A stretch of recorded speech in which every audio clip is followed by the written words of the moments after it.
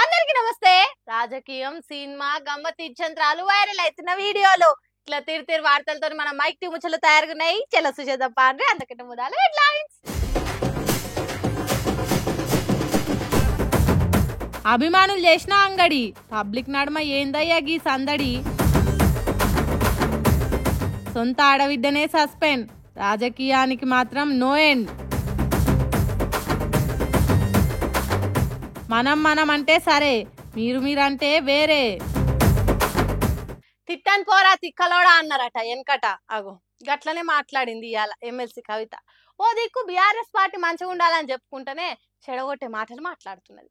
హరీష్ రావును, సంతోష్ రావును బీఆర్ఎస్ పార్టీల నుంచి చెడగొట్టాలనే కంకణం కట్టుకున్నట్టు ఇన్ని రోజులు మాట్లాడింది. కానీ ఆఖరికి తానే సస్పెండ్ అయింది బీఆర్ఎస్ పార్టీ నుంచి. అందుకే ఇవాళ ప్రెస్ మీట్ పెట్టి పార్టీకి ఎమ్మెల్సీ పదవికి రాజీనామా చేసింది. పార్టీ నుంచి వచ్చిన ఎమ్మెల్సీకి స్పీకర్ ఫార్మాట్ లో చైర్మన్ గారికి నేను పంపుతా ఉన్నాను రాజీనామా పత్రాన్ని. అట్లానే బీఆర్ఎస్ పార్టీ ప్రాథమిక సభ్యత్వానికి కూడా గౌరవ పెద్దలు కేసీఆర్ గారికి రాజీనామాను పంపుతా ఉన్నాను. దీన్ని మన రావుల చంద్రశేఖర్ రెడ్డి గారికి తెలంగాణ భవన్ కి వారికి నేను పంపుతా ఉన్నాను. ఎందుకు ఇది ఇప్పుడే చూపించిన అంటే పదవుల మీద నాకు ఎప్పుడు ఆశ లేదు. మేము ఉద్యమంలోకి వచ్చింది ఎందుకంటే మా నాన్న ఒక్కరు ఇంత ఒంటరి పోరాటం చేస్తున్నారు, ఎంత వీలైతే అంత ఆయనకు మద్దతు ఇవ్వాలని వచ్చినాం. అవునట, అందుకోసమే అప్పుడు పార్టీలకు వచ్చిందట. మరి ఇప్పుడు పార్టీ అధికారంలో లేదు. ఇప్పుడే కదా తండ్రికి అండగా ఉండాల్సింది. కానీ వచ్చిరాని మాటలు మాట్లాడి పార్టీ నుంచి సస్పెండ్ అయితేవి, ఇప్పుడు రాజీనామా చేయబడుతుంది అని అంటారు జనాలు. రాజీనామా చేసిన కవిత మాట్లాడుకుంటా గమ్మత్ ఏముంటది అంటే ఒకసారి హంపికి పోతారు వీళ్ళందరూ, మీ అందరూ తెలుసు ఆ స్టోరీ. హంపికి పోయి పాటలు పాడుకుంటారు, మొత్తము చాలా మంది కలిసి కేసీఆర్ గారిని చాలా అవమానకరంగా మాట్లాడతారు. ఒక పార్టీని వెనుపోటు పడదామని డిజైన్ చేశారు. ఇదంతా వీరికి తెలుసు, హరీష్ రావు గారికి తెలుసు. నేను ఆ రోజు సాక్ష్యం ఉన్న హరీష్ అని వచ్చి లిటరల్లీ రామన్న చేతులు పట్టుకొని, అరే మామయ్యకి ఎప్పుడా సింక్ ఆర్ సేల్, నేను మామయ్యతోనే ఉంటా అని చెప్పి అక్కడ మాట్లాడుకున్న వాళ్ళందరూ పెద్దసారి దగ్గర అవుట్ చేసిండి. ఆ తర్వాత పర్యవసానంలో ఈటల రాజేంద్ర అన్న బయటికి వెళ్ళడం. ఇన్నరా, ఈటల రాజేందర్ బీఆర్ఎస్ పార్టీల నుంచి బయటికి పోనీకి కారణం హరీష్ రావే అన్నట్టు చెప్పింది. మళ్ళోసారి ఏమన్నది కూడా నుండ్రి. అట్లనే ఈటల రాజేందర్ గారు ఉప ఎన్నిక దగ్గరుండి హరీష్ అన్న గెలిపిలేదా అండి ఈటల రాజేందర్ ని? హాగో, ఈటల రాజేందర్ ను పార్టీలను పంపించేదానికి కారణము హరీష్ రావేనట. హుజరాబాద్ ఎన్నికలలో ఈటల రాజేందర్ గెలుపుకు కారణం హరీష్ రావేనట. అట్లెట్లా జరుగుతుంది కవితక్క? ఉంటే అటన్ను ఉండాలి, లేకుంటే ఇటన్ను ఉండాలి, కానీ రెండు తీర్ల చెప్తున్నావు ఏందక్క అని జాగృతి కార్యకర్తలే అడుగుతున్నారట. అట్లనే పార్టీ బాగుండాలి, రామన్న బాగుండాలి, కేసీఆర్ పార్టీని మంచిగా చూసుకోవాలి అంటున్నావు. మంచిగా ఉన్న పార్టీలా శిక్షలు పెట్టినట్టు మాట్లాడుతున్నావు. ఇప్పటికిప్పుడు ఎన్నికలు పెడితే 100 సీట్లకు ఎక్కువ వచ్చేటట్టున్న పార్టీని ఖరాబ్ చేసినట్టు మాట్లాడుతున్నావు. ఏమో కవితక్క, నీ తీరే అర్థమైతలేదని అంటున్నారు తెలంగాణ జనాలు కవితక్క మాటలు విన్నాక. కాళేశ్వరం పేరుతోనో కవిత పేరుతోనో కేసీఆర్ ను బద్నాం చేస్తే తెలంగాణలో బీఆర్ఎస్ పార్టీ అనేదే లేకుండా అవుతుంది. ఆ తర్వాత మన రాజకీయం మనం చేద్దామన్నట్టు కాంగ్రెస్ బీజేపీలు ఎత్తులేస్తున్నారట. మరిగా ముచ్చట పబ్లిక్ ఎట్లా తెలిసిందో ఏమో. బీజేపీ పార్టీ కండువాల కిందేసి గులాబీ జెండాలను గుండెలకి ఒగ్గి తిరిగి అత్తుకుంటుర్రు.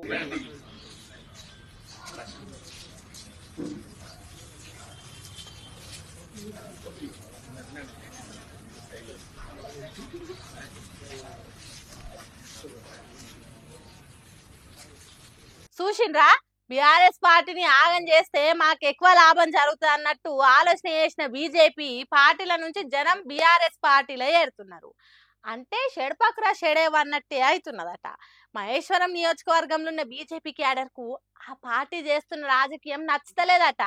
సెంటర్ సర్కారు తెలంగాణకు పంపాల్సినంత యూరియా పంపకుండా రైతులను అరిగోస పెట్టుకున్నది. గదే బీఆర్, ఏపీ అసొంటి రాష్ట్రాలనైతే యూరియా కష్టాలే లేవు. అంటే తెలంగాణ రాష్ట్రం మీద బీజేపీ వాళ్ళకు ప్రేమ లేనట్టే కదా.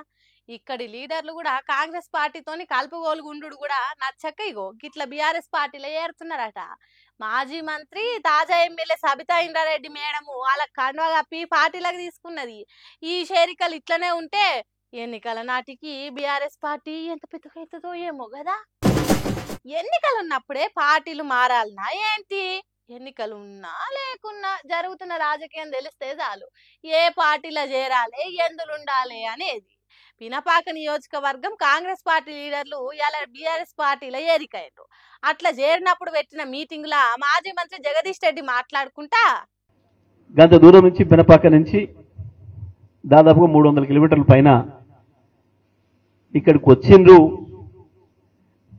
అని అంటేనే దాని అర్థం రాబోయేది కేసీఆర్ అని, బీఆర్ఎస్ పార్టీ అని, మళ్ళీ బీఆర్ఎస్ తోనే ఈ రాష్ట్ర భవిష్యత్తు ఉన్నది అని రేవంత్కు చెప్పుతో కొట్టినట్టుగా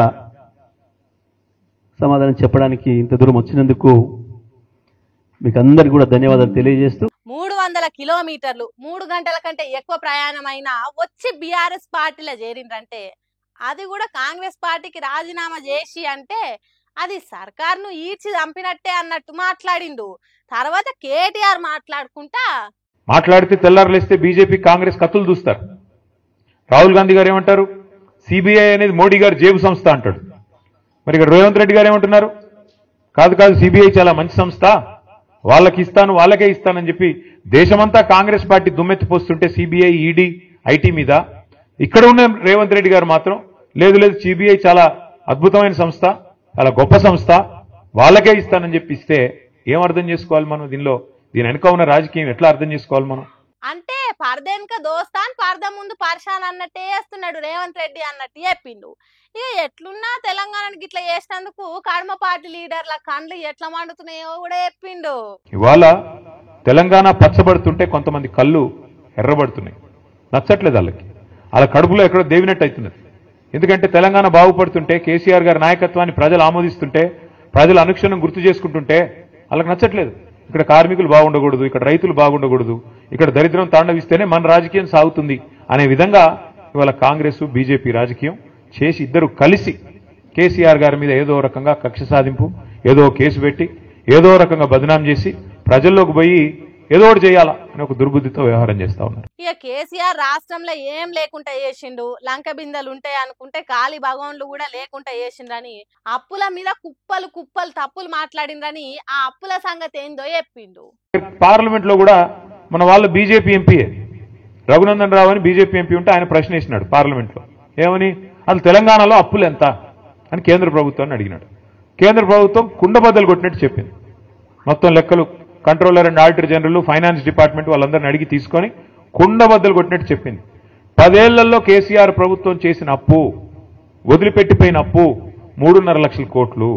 అందులో కేసీఆర్ గారు రాకంటే ముందే 72,000 ఉంది, ఆయన వచ్చినాక 2,80,000 కోట్ల అప్పు చేసినాడు. ఇది మాత్రమే అప్పు అంటూ మన కేంద్ర ప్రభుత్వం స్పష్టంగా పార్లమెంట్ లో చెప్పింది. అయినా సిగ్గులేదు. కేంద్ర ప్రభుత్వం పార్లమెంట్ లో చెప్పిన సిగ్గు ఎంత మాత్రం లేదు కాంగ్రెస్ వాళ్ళకి. ఒకడు 6 లక్షలు అంటాడు, ఇంకొకటి 7 లక్షలు అంటాడు, ఇంకోటి 8 లక్షలు. ఎవడికి నోటికి ఎంత వస్తా అంత. ఆగో అట్లా అడ్డగోలుగా ప్రచారాలు చేసిండ్రట. ఇక ఇట్లాంటి రాజకీయ ఉపన్యాసాలు ఎప్పటికీ ఉండనే ఉంటాయి. గాని కాంగ్రెస్ సర్కార్ నడుస్తుంటే అదే పార్టీల నుంచి ప్రతిపక్ష పార్టీల జనం షేరి కవుడే పర్షాన్ ముచ్చట. ఇసోంటి ముచ్చట దునియాలో ఎక్కడ జరగదు కావచ్చు. కాంగ్రెస్ పార్టీ ఏలువడ్ల బీఆర్ఎస్ పార్టీ పలుకుబడులని జరుగుతుంది కావచ్చు కదా. అరే వాని నరికేసి నా కూతుర్ని తీసుకొని రాండిరా అని కాలేజా సినిమాలో తనికెల భరణి డైలాగ్ చెప్తాడు. దానికి మహేష్ బాబు దీన్ని తీసుకుపోయేదానికి నన్ను నరకుడు ఎందుకు భయ్యా, మామూలుగానే తీసుకుపోవచ్చు కదా అని అంటాడు. కానీ పక్కకున్న బ్రహ్మానందం రక్తపాతం జరగాల్సిందే అని చెప్తాడు. హాగో గట్లనే వేస్తున్నారు లోకం మీద ఆడోళ్ళు. మొగోన్ని కాకుండా ఇంకో మొగంతోని ఇజ్జత్ లేకుండా కలిసి ఉంటే ఉండాలి గాని నడిమిట్లా మొగోన్ని చంపుడు ఎందుకు? ఇరాకులు తీసుకొని ఏరే బతకొచ్చు కదా. విషమిచ్చి చంపుడు, డ్రమ్ములలో పెట్టుడు, కుక్కర్లలో వండుడు, హనీమూన్కి తీసుకుపోయి హత్యలు చేసుడు, దేనికి వాళ్ళ ఇష్టాల కోసం ఎట్లనన్నా చేసుకోండి గాని మనుషులను చంపుడెందుకు? కనీసం వారానికి వార్త గీసంటే చదవాల్సి వస్తుందని నేను ఎప్పుడు అనుకోలేదప్ప. భూపాలపల్లి జిల్లా చిట్యాల మండలం విడతల అనే ఊర్లుండే కవిత అనే మహా గొప్ప పతివ్రత వేరే మొగంతోని ఏషాలు వేసుకుంటా తాలిగట్టిన మొగని చంపింది. పాపం పక్షవాతంతోని పానం మంచిగా లేక బాధపడుతోని జీవి తీసిందట.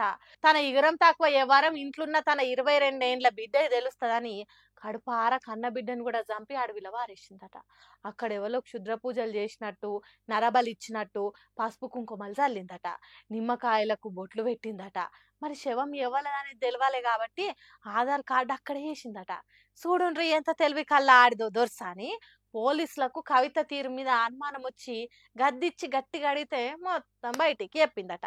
చూడుండ్రి మనుషులు ఎట్లా తయారైతున్నారో, సొంత ఆనందాల కోసము అర్థం పర్థం లేని సుఖాల కోసం కడమల పానాలు తీస్తున్నారు. అంతగానం కాయిస్తుంటే ఇడాకులు ఇచ్చి ఇంకో పెళ్లి చేసుకోవాలి గాని మనుషులను చంపుడేంద్రా అయ్యా. జనాలు మస్తు వైలెంట్ గా తయారైతున్నారు పాడుగాను. తెలంగాణ రాష్ట్రం కోసం జరిగిన పోరాటం మీకు యాదికున్నదా? వంట వార్పులు, రైలు రోకోలు, సడక్ బందులు, మిలియన్ మార్చులు, సాగహారాలు, రోడ్ల మీదికి తెలంగాణ జనం ఎక్కి ధర్నాలు చేసుడు యాదికున్నదా? ఇగో ఇప్పుడు కూడా గసొంటి పోరాటమే జరుగుతున్నది యూరియా కోసము.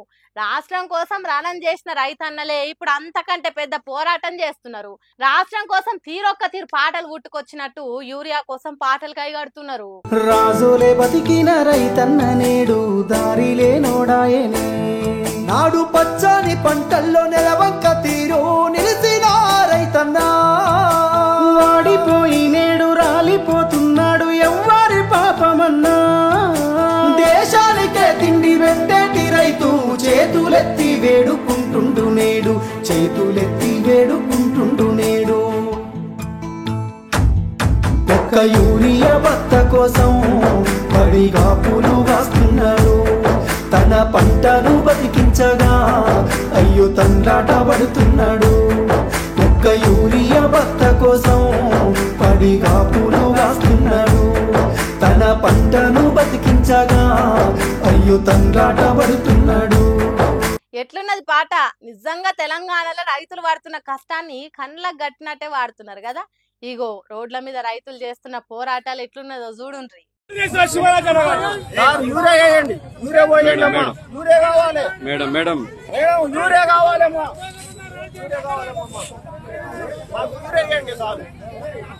పోలీస్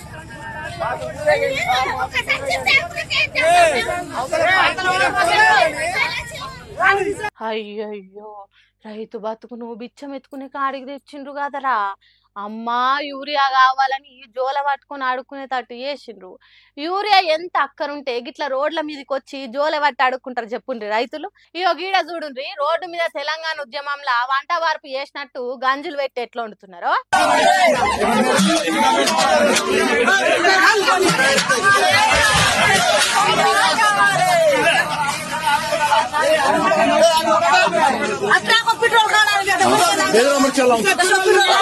చిల్లర పైసలు ఖర్చు చేసి ఆధార్ కార్డులు, పాస్ పుస్తకాల జిరాక్సులు తీసుకొస్తే అడ్డగోలుగా వారేసిండ్రని కోపం చేసిన రైతన్నలు ఇగో ఇక్కడ ఏం చేసిండ్రో చూడుండ్రి.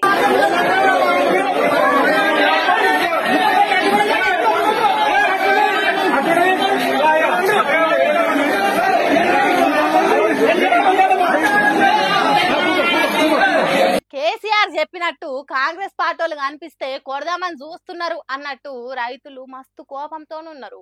ఇక ఈడ చూడుండ్రి, కాంగ్రెస్ ఎమ్మెల్యే ఎరువులు ఇచ్చే కాడికి పోతే ఎట్లేగా పడ్డారో.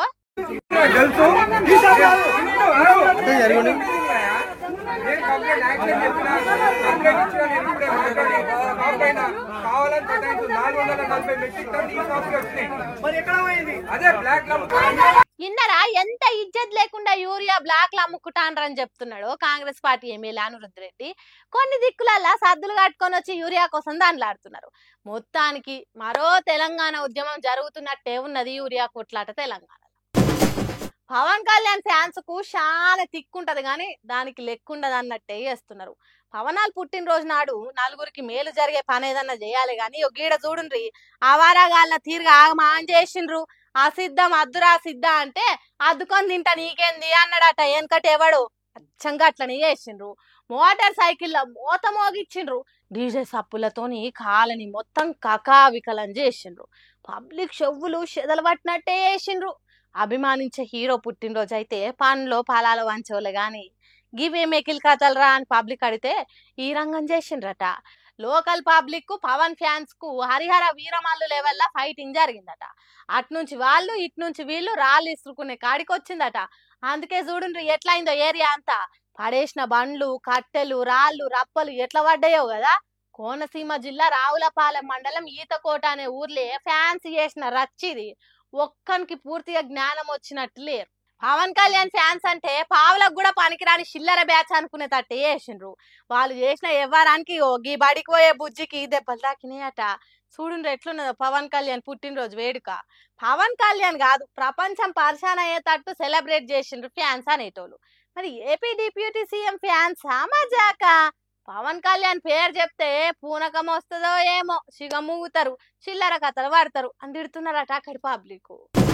చూసారా నెల నేను వాటికోసం ముచ్చట్లు ఎట్లున్నాయి. ఇంకిన్ని ముచ్చట్లతో మళ్ళా చూద్దాం. అప్పటిదాకా చూస్తూనే ఉండరు మన మైక్ టీవీ ముచ్చట్లు.